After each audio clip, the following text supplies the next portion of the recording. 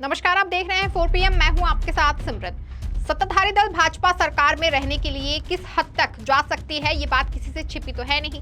एक तरफ जहां वोटरों को हिंदू मुसलमान का पाठ पढ़ाया जाता है, वहीं दूसरी तरफ जनता को असल मुद्दों से भटकाया जाता है।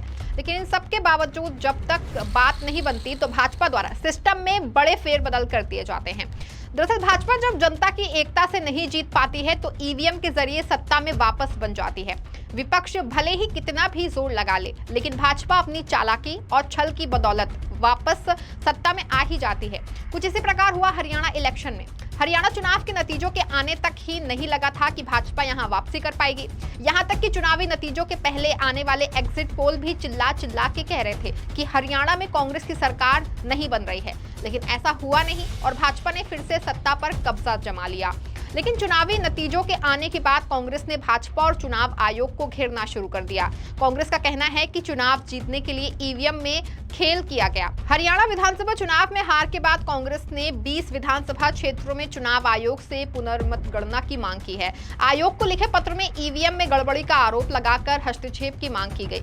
आपको बता दें कि इसको लेकर भूपेंद्र सिंह हुड्डा लगातार मांग कर रहे हैं। हरियाणा विधानसभा चुनाव में कांग्रेस की हार पर प्रदेश के पूर्व सीएम भूपेंद्र सिंह हुड्डा ने कहा कि अभी वे चुनाव आयोग के जवाब का इंतजार कर रहे हैं। जरूरत पड़ी तो कोर्ट भी जाएंगे, वहीं मशीन मानव पर भारी ना पड़ जाए। प्रदेश में हुए चुनाव में कांग्रेस माहौल के बावजूद वो 37 सीटों पर सिमट के रह गई। वहीं भाजपा ने 48 सीटें जीतकर पूर्ण बहुमत पा लिया। इसके बाद कांग्रेस ईवीएम में गड़बड़ी का आरोप लगा रही है। इसको लेकर कांग्रेस दिल्ली में चुनाव आयोग से मिल चुकी है, जिसमें 20 सीटों पर परिणाम में गड़बड़ी की शिकायत की गई है। अभी तक आयोग की ओर से इसका कोई जवाब नहीं आया है। वहीं उधर कांग्रेस ने हरियाणा विधानसभा चुनाव में हार के कारणों को तलाशने के लिए आलाकमान की तरफ से बनाई गई फैक्ट फाइंडिंग कमेटी के सदस्यों ने ऑनलाइन मीटिंग के जरिए विधानसभा चुनाव हारे 50 से ज्यादा उम्मीदवारों से 1-to-1 बात की थी। बता दें कि चुनावी नतीजों के आने के बाद प्रदेश में सियासी घमासान मच गया है और ईवीएम को लेकर सवाल खड़े हो गए हैं। कांग्रेस ने आरोप लगाया है कि 8 अक्टूबर को गिनती के दौरान कुछ ईवीएम की बैटरी 99% चार्ज थी और कुछ ईवीएम की बैटरी 60 से 80% चार्ज थी। 99% बैटरी चार्ज वाली ईवीएम में भाजपा को अधिक मत मिले, जबकि 60 से 80% चार्ज वाली ईवीएम में कांग्रेस को ज्यादा वोट मिले हैं। वहीं इसी को लेकर के कांग्रेस नेता पवन खेड़ा सामने आए और अन्य नेताओं ने भी खुल के बात की और जांच की मांग की। ऐसे में पवन खेड़ा ने क्या कुछ कहा है, आप इस वीडियो में देखिए। आज केसी वेणुगोपाल जी, अशोक गहलोत जी, अजय माकन जी, चौधरी भूपेंद्र सिंह हुड्डा जी, जयराम रमेश जी, उदय भान जी और सिंघवी साहब भी थे, वो ऑनलाइन जुड़े। इलेक्शन कमीशन को हमने अवगत कराया। करीब 20 शिकायतें जो हमारे पास आई हैं, उनमें से 7 लिखित शिकायतें जो अभी आई हैं 7 कॉन्स्टिट्यूएंसीज से, जिसमें बैटरीज का खास तौर पे जो 99% बैटरीज दिखा रही थी काउंटिंग के दिन, और बाकी मशीनें जो सामान्य थी वो 60-70% दिखा रही थी। उससे हमने चुनाव आयोग को अवगत कराया और चुनाव आयोग ने हमें ये आश्वासन दिया है, क्योंकि माकन जी ने और सिंघवी साहब ने एक मांग रखी कि वो तमाम मशीनें जिनके बारे में आज जिक्र किया है, शिकायत की है, उन मशीनों को सील कर दिया जाए, सिक्योर कर दिया जाए जब तक इसकी जांच पूरी नहीं हो जाती। हमने चुनाव आयोग को ये भी कहा कि अगले 48 घंटे में हम बाकी शिकायतें जो हमारी एकत्रित हो रही हैं, हरियाणा प्रदेश कांग्रेस कमेटी के अध्यक्ष उदय भान जी इकट्ठी कर रहे हैं, वो तमाम शिकायतें भी हम अगले 48 घंटे में उपलब्ध करा देंगे चुनाव आयोग को। और उसके बाद वो सारी मशीनें सिक्योर कर दी जानी चाहिए ताकि उससे कोई छेड़ाछाड़ी न हो सके जब तक जांच पूरी नहीं हो जाती। और कोई सवाल? चुनाव आयोग ने हमें आश्वासन दिया है कि वो इस पूरे मामले को देखेंगे और उसका जवाब हमें लिखित में हर बिंदु का, हर कॉन्स्टिट्यूएंसी का अपने रिटर्निंग ऑफिसर से सलाह करके हमें वो जवाब देंगे। सर, इलेक्शन कमीशन ने एक लेटर भी लिखा था कांग्रेस प्रेसिडेंट को, जिसमें उन्होंने कहा है कि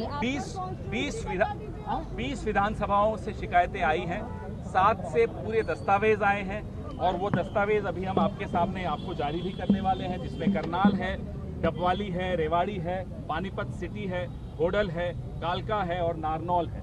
ये तो जो लिखित जो दस्तावेजों के साथ जो हमने दिए दस्तावेज हैं, ये सारे हमने दिए हैं। जो उस वक्त रिटर्निंग ऑफिसर को कंप्लेन की थी उसकी कॉपीज हैं, वो सब हम वहाँ दे चुके हैं। लेकिन अभी 13 और हैं जो शिकायतें आ रही हैं और वो भी हम अगले 48 घंटे में दे देंगे। इससे पहले छत्तीसगढ़ का भी पूरा मसला जो राजनांदगांव है, अलग कॉन्स्टिट्यूएंसीज हैं, वो भी इसी तरह की कंप्लेंट्स थी, उसका भी हमने इन्हें फिर से स्मरण कराया। तो देखा आपने किस तरह से पवन खेड़ा ने ईवीएम को लेकर सवाल उठाए। ना सिर्फ पवन खेड़ा ने बल्कि भूपेंद्र सिंह हुड्डा ने भी चुनाव आयोग पर सवाल उठाए हैं, और उन्होंने क्या कुछ कहा है आप इस वीडियो में देखिए।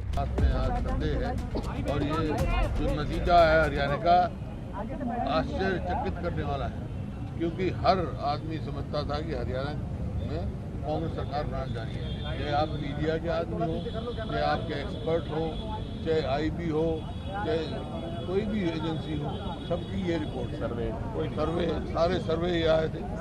लेकिन ये हुआ, पोस्टल बैलेट की गिनती शुरू होती है तो हर जगह कांग्रेस लीड करती है, ईवीएम की शुरू होती है तो कांग्रेस जाती है। डाउट क्रिएट है, बहुत सारी जैसे अध्यक्ष ने बताई कंप्लेंट है, 30 के करीब है, बहुत सारी तो रिटर्न कंप्लेंट आ गई है और वर्बली बहुत आए हैं सबके। हमारे पास टेलीफोन आया जब काउंटिंग हो रही थी, कई जगह काउंटिंग डिले की गई है, कई जगह ये कहा गया बार बार पोस्टल बैलेट पहले गिनती कीजिए, लेकिन कई जगह नहीं की गई, बाद में की गई। ऐसे कई कंप्लेंट्स हमें दी है और इलेक्शन कमीशन ने अश्योर किया, वो सारे कंप्लेंट देख रहे हैं।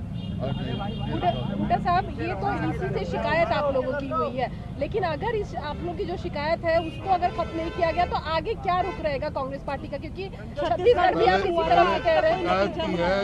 इलेक्शन कमीशन का रेस्पॉन्स उसके बाद बताएंगे। चुनावी नतीजों को लेकर सवालों की ये लिस्ट कम नहीं है। ईवीएम से लेकर चुनाव आयोग तक सवालों के घेरे में है। वहीं इस मामले को लेकर के बात कोर्ट तक भी जा पहुंची, लेकिन वहां से भी कुछ खास हल नहीं निकल सका। वहीं जब इस मामले पर चुनाव आयुक्त से बात की गई तो उन्होंने झारखंड और महाराष्ट्र के चुनावी तारीखों के ऐलान के दौरान क्या कुछ कहा, आप इस वीडियो में देखिए।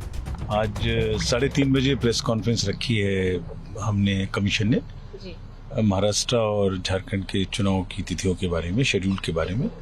जहाँ तक ईवीएम्स और इन सब का प्रश्न है वो 100% फुल प्रूफ है, मैं कई बार बता चुका हूँ। आज अगर ये प्रश्न उठेगा तो फिर बताएंगे वहाँ पर। इलेक्शन का क्या कुछ कहेंगे, क्या हाईलाइट्स हैं? हाईलाइट्स तो वहीं बताएंगे आपको। आज 3:30 बजे प्रेस कॉन्फ्रेंस रखी है हमने, कमीशन ने, महाराष्ट्र और झारखंड के चुनाव की तिथियों के बारे में, शेड्यूल के बारे में। तो उसमें आप आइए, वहीं सब चीजें आपको बताएंगे। एक अहम सवाल, जिस तरीके से लगातार ईवीएम पर सवाल उठता रहा है और फ्री एंड फेयर इलेक्शन हो, क्योंकि तमाम जो अपोजिशन पार्टीज के लीडर हैं उन्होंने हरियाणा पर भी सवाल उठाया, आज भी यही कह रहे हैं कि हमारी उम्मीद है कि इलेक्शन जो हो फ्री एंड फेयर हो, बायस ना हो, ईवीएम पर सही सटीकता रहे। इस पर क्या कहना चाहेंगे सर? एक महत्वपूर्ण सवाल, क्योंकि हमेशा से इलेक्शन कमीशन पर उठता रहा है। सवाल का जवाब पब्लिक देती है। जी सर। वोटिंग में परसेंटेज और वोटिंग में पार्टिसिपेट करके पब्लिक जवाब देती है सवाल का। जहाँ तक ईवीएम्स और इन सब का प्रश्न है वो 100% फुल प्रूफ है, मैं कई बार बता चुका हूँ। फिर आज अगर ये प्रश्न उठेगा तो फिर बताएंगे वहाँ पर। वहीं हिमाचल प्रदेश के मंत्री और कांग्रेस नेता जगत नेगी ने हरियाणा विधानसभा चुनाव 2024 पर अपनी प्रतिक्रिया व्यक्त करते हुए भाजपा पर गंभीर आरोप लगाए। उन्होंने कहा कि हरियाणा में बीते 10 सालों से जनता बीजेपी से खुश नहीं थी। अगर भाजपा जीत जाती है तो ये लोकतंत्र का दुर्भाग्य होगा। नेगी ने भाजपा के आत्मविश्वास पर भी सवाल उठाते हुए कहा कि कुछ ना कुछ गड़बड़ तो होगी, इसीलिए इतनी चीजें खिलाफ होने के बाद भी भाजपा के लोग इतने कॉन्फिडेंट दिख रहे हैं। उन्होंने आगे कहा कि गड़बड़ी तो कई तरह की होती है, ईवीएम को बदलना या उसके अंदर कुछ करना ये तो जांच का विषय है। आपको बता दें कि चुनाव आयोग भले ही कुछ ठोस जवाब ना दे, लेकिन विपक्ष लगातार इस मामले पर सवाल उठाने से बाज नहीं आ रहा है। खैर, ईवीएम पर उठ रहे सवालों की अगर हम बात करें तो कांग्रेस के कद्दावर नेता दिग्विजय सिंह ने लोकसभा चुनाव की तरह हरियाणा विधानसभा चुनाव के नतीजों पर भी सवाल खड़े कर दिए हैं। उन्होंने ईवीएम की मौजूदा व्यवस्था के कारण मतदाता के रूप में उनका संवैधानिक अधिकार छिन चुका है। उन्होंने ये दावा भी किया है कि मध्य प्रदेश विधानसभा चुनाव की तरह हरियाणा विधानसभा चुनाव में भी डाक मतपत्रों की गिनती में कांग्रेस अधिकांश सीटों पर जीती थी। इसके साथ ही दिग्विजय सिंह ने कहा कि मैं एक मतदाता हूं और मेरा संवैधानिक अधिकार है, मैं जिसे चाहूं वोट उसी उम्मीदवार के खाते में जाए। मैं अपने हाथ से मतपत्र को मतपेटी में डालूं और इस तरह डाले गए मतों की 100% गिनती हो, ये मेरा संवैधानिक अधिकार है जो ईवीएम की मौजूदा व्यवस्था से छिन चुका है। एमपी में नवंबर 2023 में हुए विधानसभा चुनावों के दौरान डाक मतपत्रों की गिनती में 230 में से 199 सीट पर कांग्रेस जीती, जबकि ईवीएम में पड़े वोट की गिनती में पार्टी केवल 66 सीट हासिल कर सकी।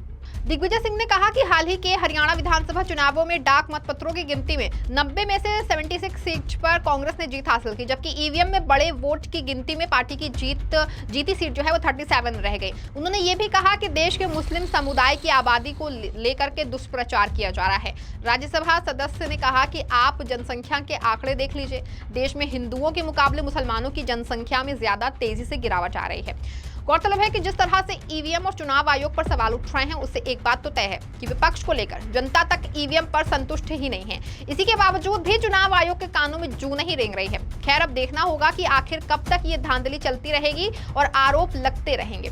इस खबर में तो फिलहाल बस इतना ही। ऐसी तमाम राजनीतिक खबरों के लिए बने रहें और जुड़े रहें 4 PM के साथ। धन्यवाद।